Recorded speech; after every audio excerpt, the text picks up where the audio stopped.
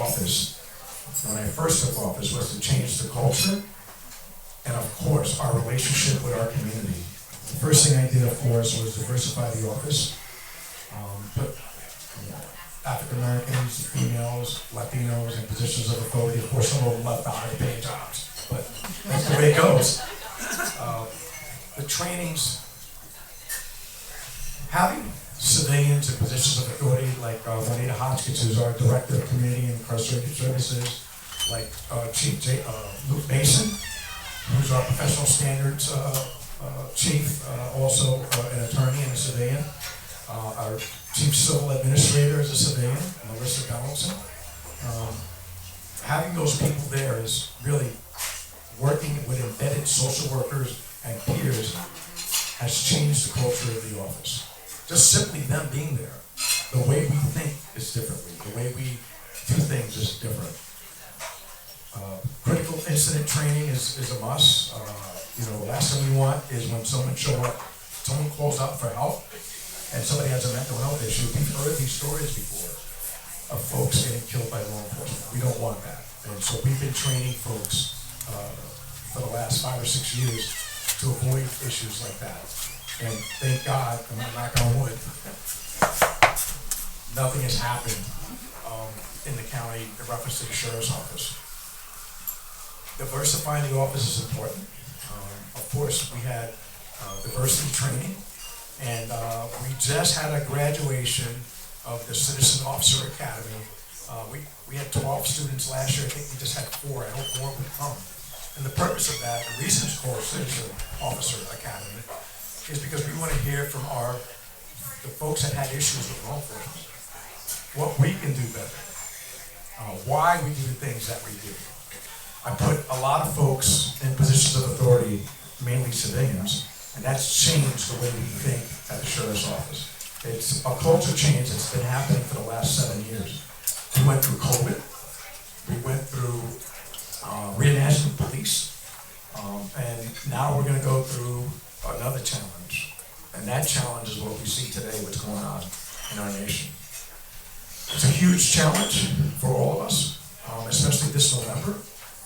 But we are a nation of immigrants. We are a nation of immigrants.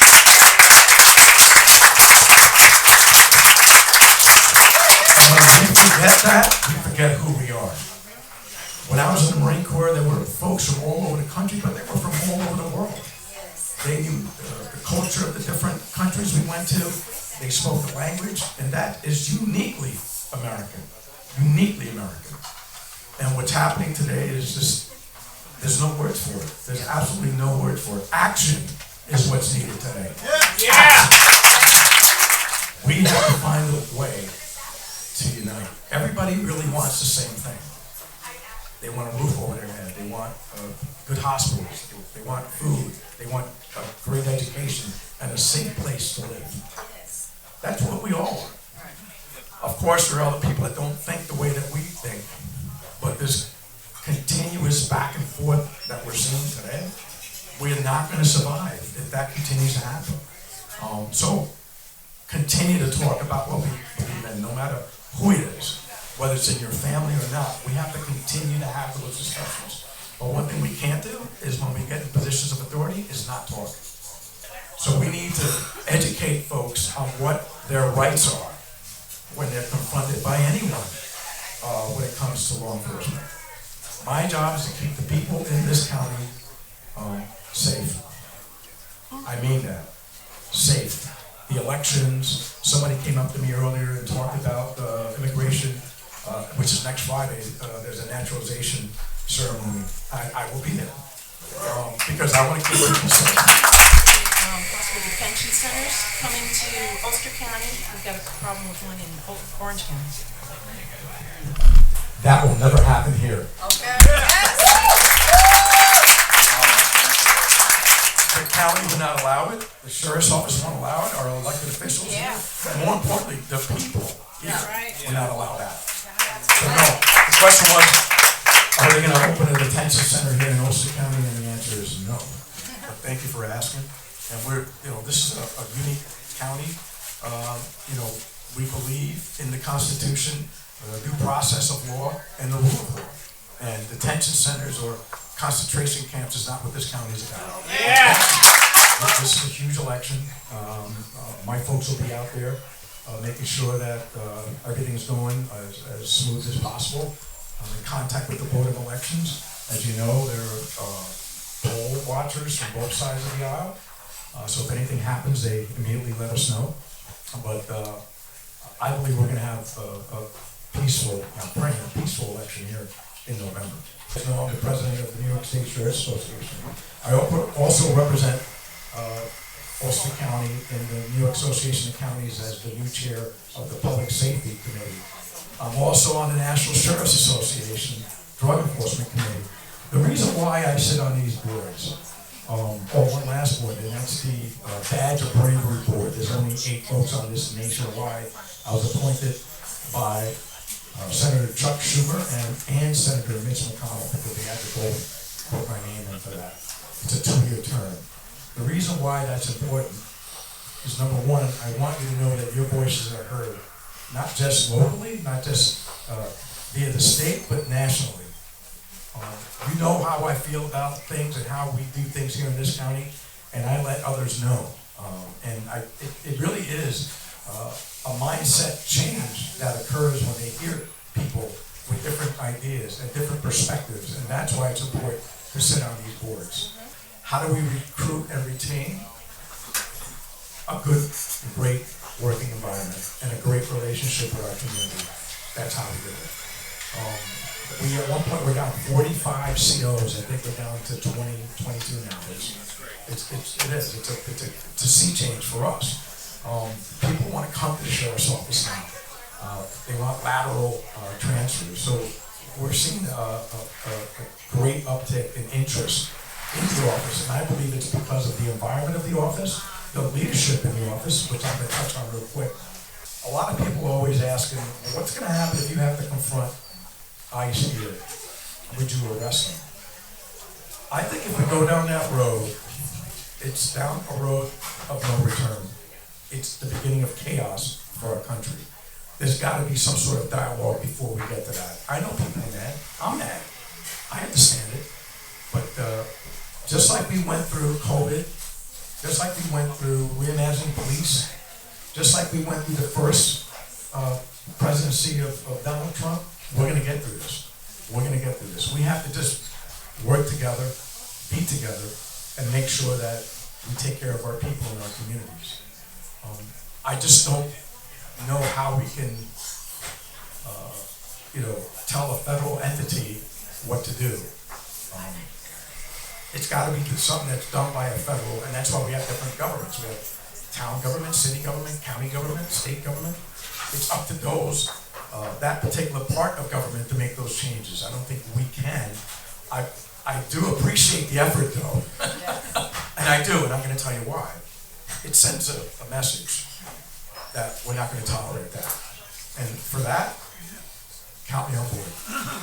The First Amendment is really important to me, but we do it in a peaceful manner. And if you're not doing it in a peaceful manner, whether it's trespassing or disorderly conduct, that's not peaceful anymore. So I just wanted to kind of put that out there so people can understand the position I have as a sheriff. It's easy for people to complain. It's tougher when you're sitting at this table and making the decisions. I think people know that they can trust this office.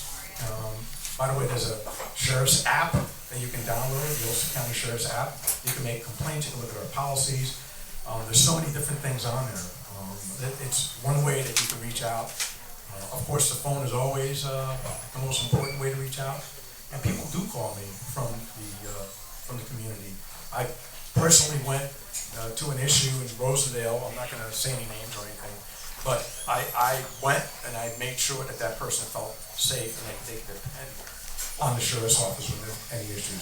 If somebody in my office doesn't help someone in that community, they'll let me know because I'm not going to tolerate that. I'll give you my number afterwards, Director, and we can talk. Anybody that has an issue, please contact me, and I will make sure that that gets handled in a proper fashion. So one of the conversations that I had with Tyrone when we were discussing the school resource officer is, like at the sheriff's office, they don't work the road.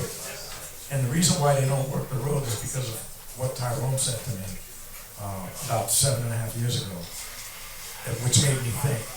So I never thought that a deputy that was an SRO and still working the road would arrest the parents of kids, and the kids were there and they would feel embarrassed when they were in the schools. I just never thought about that. And the only reason that came to mind is because of the conversation me and Tyrone had. So obviously we changed that, and we've done it differently. I can't speak for the other SROs and the other police agencies, but that's what we try to keep it to. We want a good relationship.